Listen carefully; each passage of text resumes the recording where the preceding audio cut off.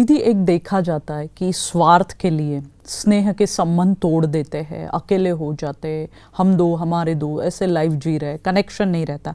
प्यार से अलग रहे वो चीज़ अलग है, पर लड़ झगड़ कर अलग हो जाते हैं। पर आखिर में देखा जाता है जब सिचुएशन आती है, शारीरिक हो आर्थिक हो, यही ब्लड रिलेशन काम आते हैं। तो इसके ऊपर भी थोड़ा सोचना चाहिए। सोचने के लिए उनको फुर्सत नहीं है इसके लिए अभी, क्योंकि अपना एक तो क्या हो गया है, पैसा है। पैसे का भी तो अहंकार होता है ना, पैसा होता है तो उसके पीछे लगे रहते हैं, समझते हमारे को क्या जरूरत है। परंतु वो ये नहीं समझते कि पैसे से कोई प्यार खरीद सकते आप, पैसे से कोई निरोगी काया खरीद सकते, ये नहीं समझते। जब समय आता है तभी उनको अक्ल आती है। तो खुद कोई ठोकर लगते खुद सियाने होते, बाकी समझाने से नहीं सियाने होते हो। कई लोगों की ये भी वृत्ति हो जाएगी कि वृत्ति हो जाती है कि मेरे पास पैसा है, अगर मैं सबको स्नेह से रहूं तो मेरे पैसे के ऊपर इन लोगों की नजर है, या इनको ये चाहिए इसलिए मुझे स्नेह दिखा। लोभ होता है ना, लोभ। लोभ के कारण समझते हो मेरे पास ही रहना चाहिए, दूसरों के काम नहीं आवे। पर ये नहीं समझते कि जितना काम में आएगा उतना हमको दुआएं मिलेगी, वो नहीं समझते। अच्छा। तो ऐसे कहे कि सहयोग व्यक्ति तभी दे सकता है जब स्नेह होगा। स्नेह के बगैर तो सहयोग भी नहीं होते। आज आप देखो माताएं हैं, किसी माता ने बैठ के लिस्ट निकाली है, मेरे को छोटे बच्चे के लिए इतनी रातें जागनी पड़ी, कभी नहीं। बड़े बच्चे के लिए इतनी रातें जागनी पड़ी। कितना बड़ा त्याग करती है माताएं। बच्चा बीमार होता है तो बेचारी सारी सारी रात बैठती है, खाना पीना खुद का भूला हुआ होता है। इसका आधार क्या है? स्नेह है ना। जिसके साथ स्नेह होगा, स्नेह की रिजल्ट त्याग होगा। स्नेह होगा तो त्याग कर सकेंगे, स्नेह नहीं होगा तो त्याग नहीं कर सकेंगे। उस समय तो लेने की बात होगी। ये बहुत अच्छी बात कही आपने कि जो घर में ज़्यादातर माताएं बहनें रहती है, बहुत त्याग करती है, स्नेह से सबको पालती है, पर उनको ही रिजल्ट में वो चीज़ें नहीं मिलती है, बच्चे ही उनको उल्टा बोल देते हैं। तो ऐसे बच्चों के लिए कुछ तो आप मार्गदर्शन करें कि आज कैसे रहे माँ बाप के साथ, स्नेह के साथ कैसे रहे। ऐसा है बहन, अगर घर में जो बड़े हैं वो अगर बड़ों के साथ आदर से रहते हैं, स्नेह से रहते हैं, तो उनके बच्चे भी वैसा ही रहते। अपने बच्चों के लिए तो उन्होंने त्याग किया, बड़ों के लिए क्या किया? तो जैसा कर्म हम करते हैं, हमको देख के हमारी वंशावली करती। ओके।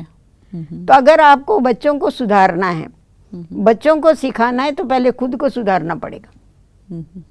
तो हमारे पास जो भी आते हैं, बच्चों के भी क्लासेस होते हैं, बड़ों के भी होते हैं, परंतु हम यही कहते हैं कि आज अगर बच्चे बिगड़े हैं तो हमारी एक्टिविटीज से बिगड़े हैं बड़ों की, ज़्यादातर। तो अगर हम अपने को ये करेंगे, सुधारेंगे, तो क्या होगा? वो भी सुधरेंगे ना। आज समझो किसी का फ़ोन, किसी सहेली का फ़ोन आता है, माता की सहेली का, बच्ची को कहती है जरा देखो तुम मोबाइल रखा है, अटेंड करो, कौन है? वो बोलती फलानी। उसको बोलो माँ घर में नहीं।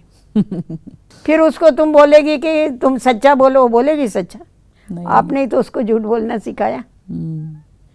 सही है। तो हमारे कर्म ही औरों को सिखाते हैं। इसीलिए अगर बड़ों का खुद के तरफ ध्यान होता है, अगर बड़े बड़ों का आदर करते हैं, तो जरूर उनके बच्चे उनका आदर करते हैं। परंतु खुद आदर नहीं करेंगे तो दूसरों को कहेंगे आदर करो, तो नहीं चलता।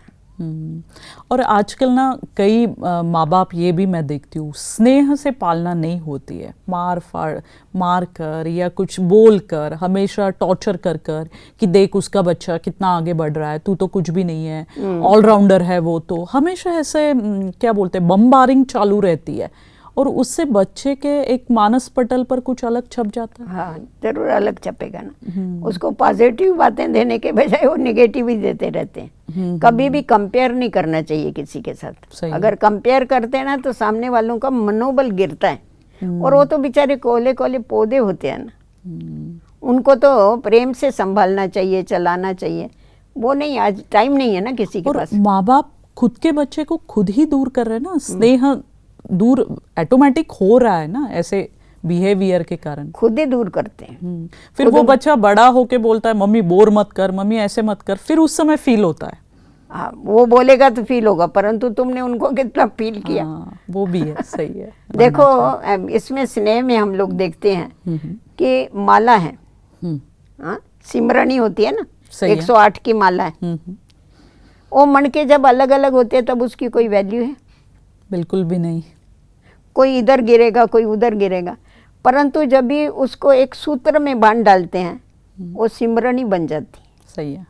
लोग सिमरते बैठ करके भगवान का नाम लेते, उसको मत्थे पर लगाते, चूमते। तो उसी प्रकार अगर अलग अलग है उससे कुछ वैल्यू नहीं है जीवन की, परंतु जब हम स्नेह के सूत्र में बांध जाते हैं तो हमारी वैल्यू बढ़ जाती है। तो बहुत ये सुंदर उदाहरण है ये अगर हमारे को समझ में आ जावे ना, तो ये जो अलग अलग इंडिपेंडेंट पना हमारा सारा निकल जावे ऐसा।